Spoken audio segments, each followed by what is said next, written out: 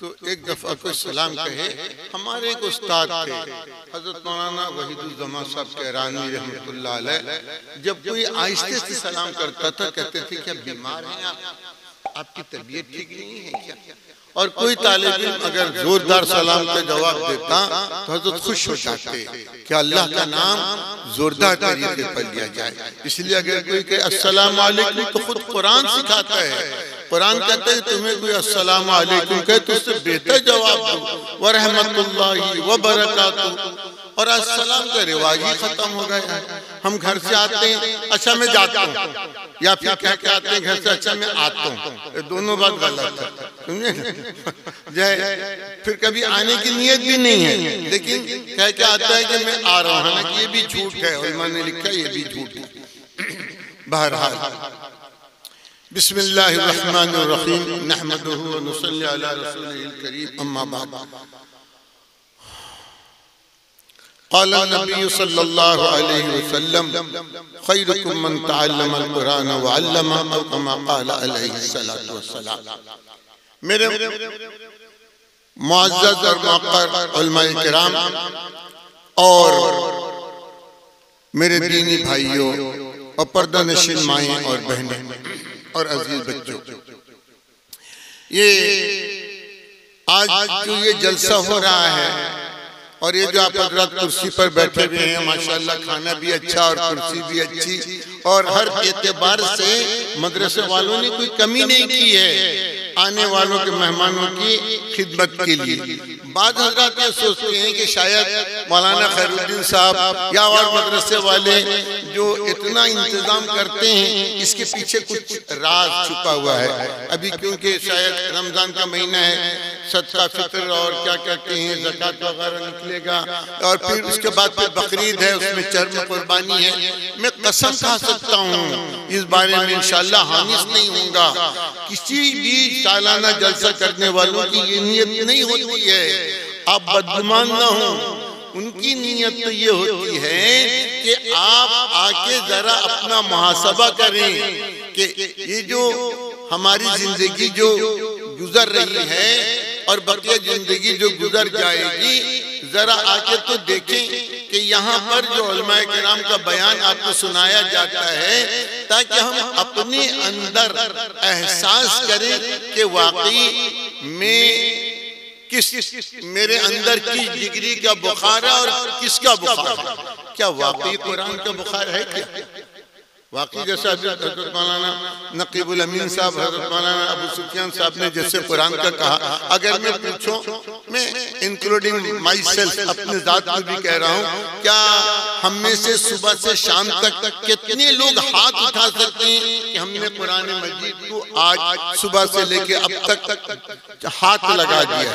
बिला मुबालगा कहता हूँ, कल एक जगह में जलसे में गया था, जलसा शुरू होने से पहले मैं मस्जिद में बैठा था, नमाज पढ़ने के बाद मामूला के मुताबिक जरा कुरान शरीफ के जरा सूरह सजदा पढ़ ले आदमी और सूरह वाक़िया तबारकल्लज़ी पढ़ ले, जिसकी बड़ी फजीलत आई है। तो जब मैं उसको उठाया कुरान शरीफ को, तो मेरा कपड़ा जो पहना था, मेरी तबीयत चाहिए कि इसको यहीं पर अगर दूसरा लाता तो बदल लेता, इतना धूल मेरे कपड़े में गिरा।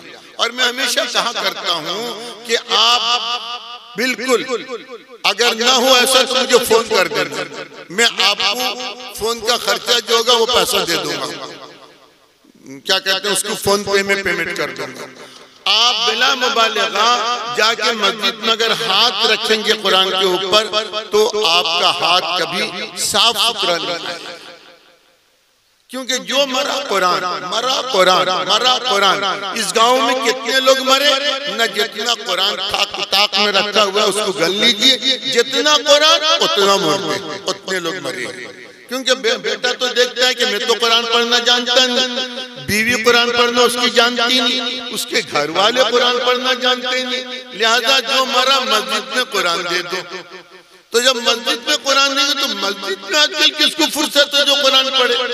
मैं अपनी मस्जिद की बात कह रहा हूँ, अल्हम्दुलिल्लाह लॉकडाउन से पहले भी एक मर्तबा कुरान शरीफ खत्म हो गया पूरा, फिर उसके बाद शौक पैदा हुआ हमारे मुसल्लियों को रोजाना जो है वो नूरानी कायदा पढ़े, और नूरानी कायदा 2-3 मर्तबा खत्म हो गया।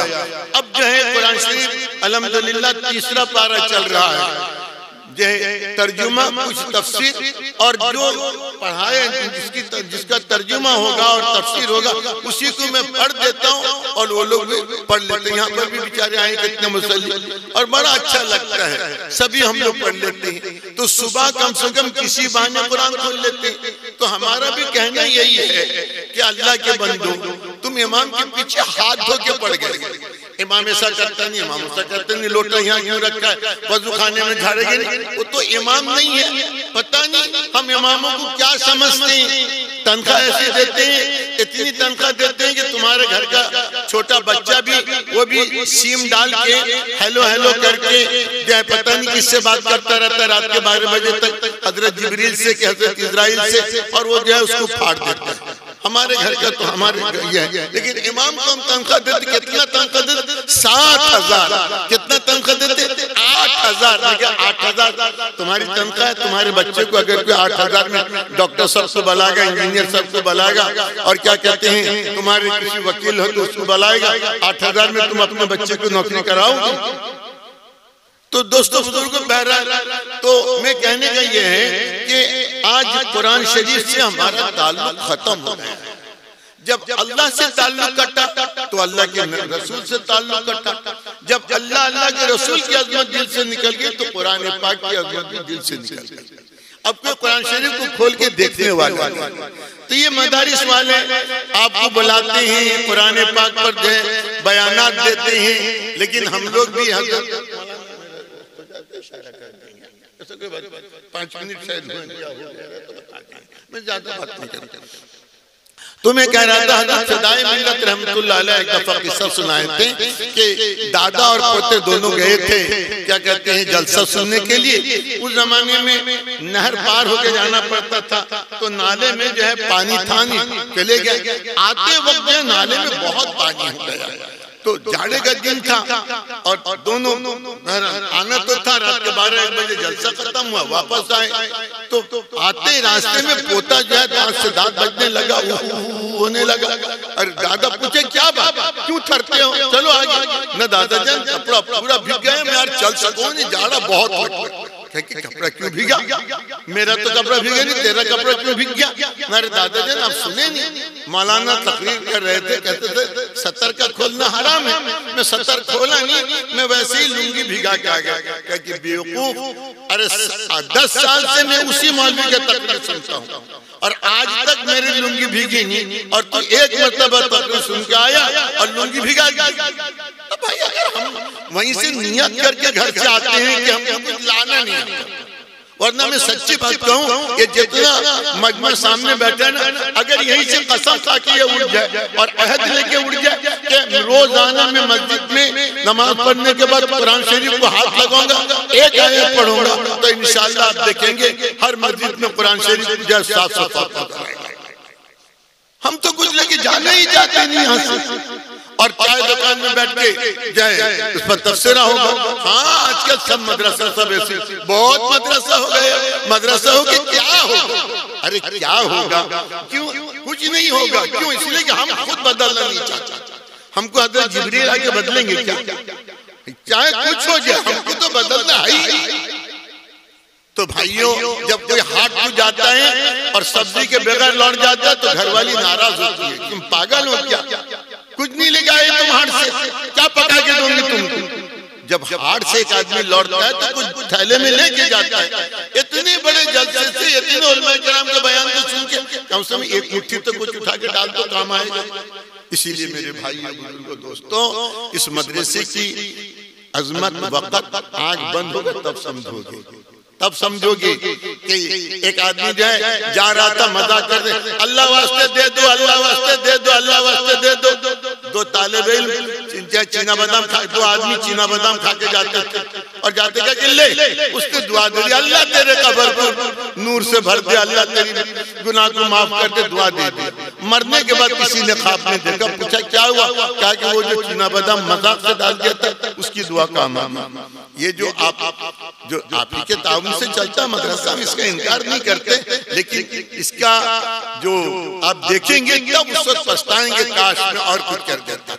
हाँ, इसीलिए दोस्तों बुजुर्गों, अगर हम चाहते हैं कि हमारी कौम तरक्की करे तो हज़रत शेखुल हिंद रहमतुल्लाह अलैह जब माल्टा के कैद से, असीर माल्टा से जब निकले, सारी इसातिज़ा अवाम सब जमा थे कि हज़रत क्या खिताब फरमाएंगे। और हज़रत ने एक बात इस वक्त कही थी, कहा था कि मैं बहुत गौर किया माल्टा जेल के अंदर कि मुसलमानों की पस्ती का सबब क्या है। मेरे ज़हन में बात आई, मेरे दिल ने ये कहा कि उसका वाहिद सबब मुसलमानों का आज कुरान से दूर हो जाना।